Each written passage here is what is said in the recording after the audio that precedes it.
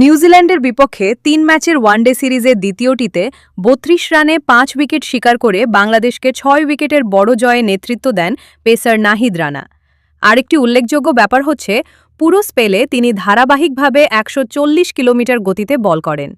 শুধুমাত্র একবার নিক কেলিকে দেওয়া একটি ধীরগতির ডেলিভারি ছিল ১১২ কিলোমিটার প্রতি ঘণ্টা। বাংলাদেশের আবহাওয়া বর্তমানে তীব্র গরম হলেও গতির ঝড় অব্যাহত রাখেন নাহিদ। ৩৪ থেকে ৩৬ ডিগ্রি তাপমাত্রায় নিজের গতির রহস্য জানিয়েছেন নাহিদ, সেটি হচ্ছে উন্নত ফিটনেস। ম্যাচ শেষে নাহিদ বলেন, প্রথমেই আলহামদুলিল্লাহ, আল্লাহ আমাকে ফিট রেখেছেন। ফিটনেস নিয়ে আমি অনুশীলনের বাইরে ও অনুশীলনের সময় কাজ করি। ট্রেনারদের সঙ্গে আলোচনা করি কিভাবে আরও উন্নতি করা যায়, যেন ম্যাচে বল করতে গিয়ে ক্লান্ত না হই। অফ টাইমে জিম, দৌড় ও নিজেকে ঠিক রাখার চেষ্টা করি। দলের জন্য অবদান রাখাকেই নিজের মূল লক্ষ্য হিসেবে উল্লেখ করে তিনি বলেন, আমি সবসময় চেষ্টা করি এমনভাবে পারফর্ম করতে যাতে দলের উপকার হয়। একটি স্পেল বা একটি ওভার, যে কোনো কিছুই ম্যাচে প্রভাব ফেলতে পারে।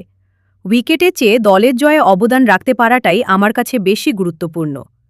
নিজের উন্নত ইয়র্কার নিয়ে কথা বলতে গিয়ে রানা বলেন, সময় সঙ্গে সঙ্গে আমি স্কিল উন্নত করার চেষ্টা করছি।